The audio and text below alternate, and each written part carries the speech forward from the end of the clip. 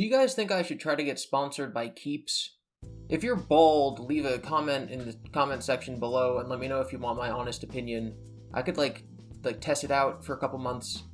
Is that something you'd be interested in? I know I have a lot of new people in my audience, so you may not be aware that I am bald.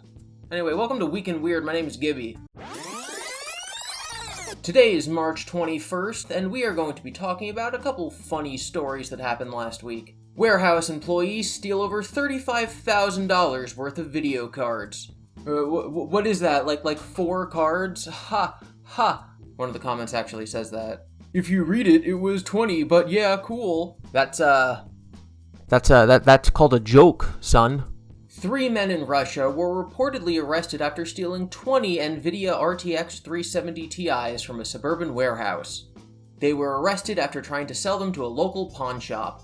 I love starting the day with these robbery cases. It makes me feel better about myself. Like whenever you read a story about someone winning the lottery, you can sit there and be like, you know, I wish I could win the lottery. That would be so fun, and then daydream about what you would do. But when you read a robbery case, not only do you get to daydream about being rich, but you get to have a power fantasy and think about how you're smarter than these people and how you'd get away with it.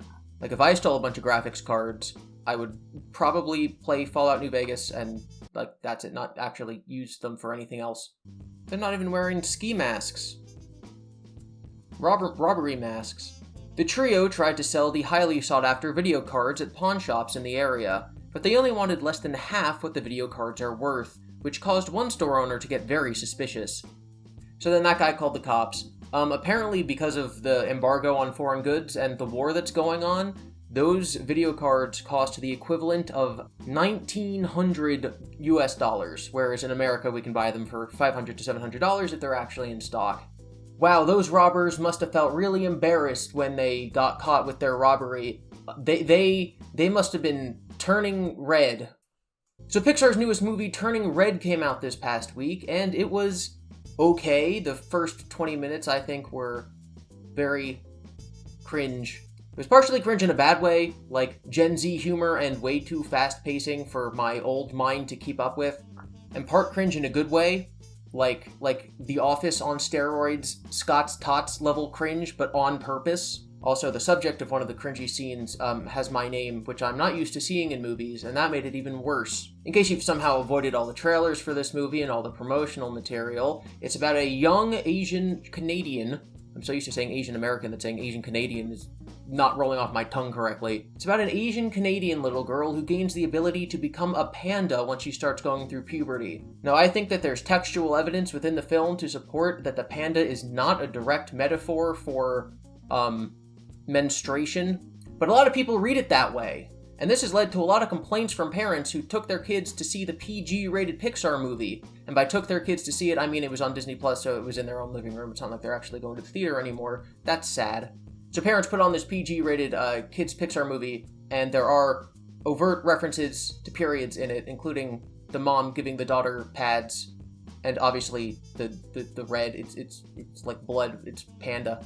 Now back in my day, the PG rating actually meant something, and meant that the movie had parental guidance suggested. In case you're not from America, a PG rating literally stands for parental guidance suggested. It means that the parent should watch the movie before letting their 5-year-old see it. So if you don't want your 5-year-old to see a movie about period metaphors, maybe you should pay attention to the rating and not blame a company for making a movie.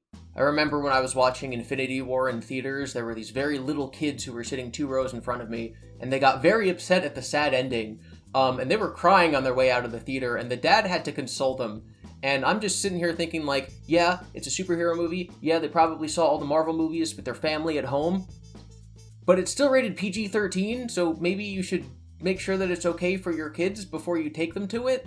Anyway, not moving too far away from the subject of Pixar, we're going to talk about their next movie. So in case you're unaware, Pixar is making a movie about the real Buzz Lightyear who exists in the Toy Story world. So it's not about the toy, it's about the fictional character within the fictional world of Toy Story who inspired the toy of Buzz Lightyear. It's already confusing. Anyway, so apparently Disney has been censoring Pixar and not allowing them to include overt references to homosexuality in their movies, which is surprising, I guess. There was like one very small reference to a woman being in a relationship with another woman in the movie Onward, but both of them are like monster aliens, so I don't know if that counts.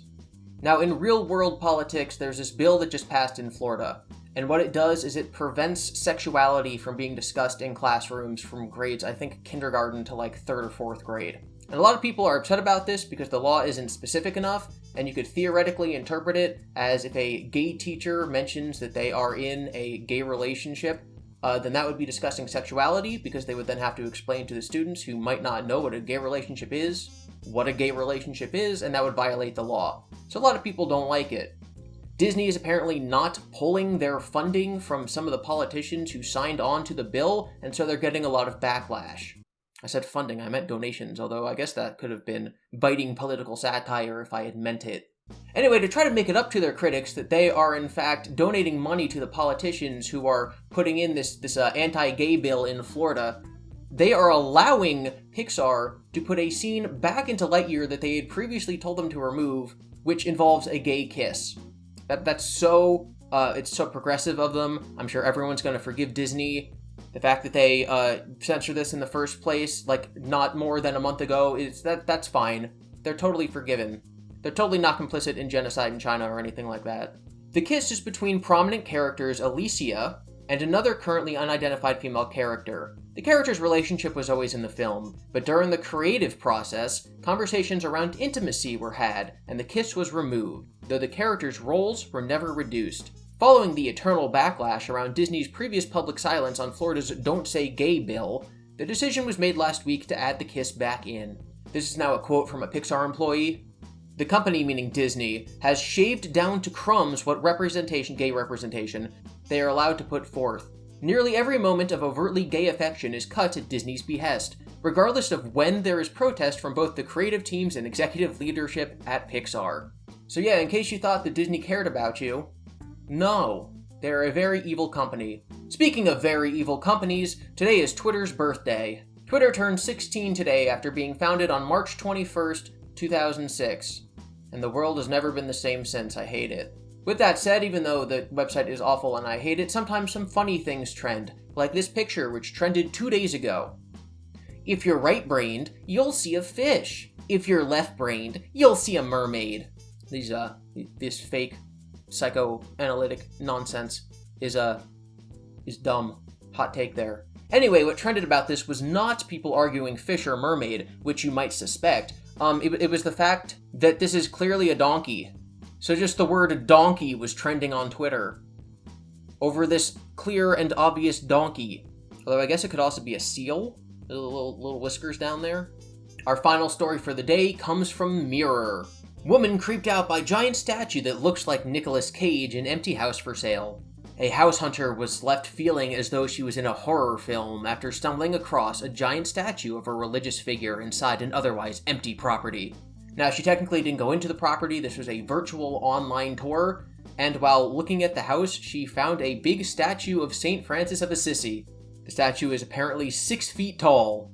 She said, quote, "It kind of felt like the start of a horror movie. It's like a warning sign that the house is haunted or that something bad happened there. It's almost like it's the statue's house and he has to stay there. Maybe if you move him, something bad will happen.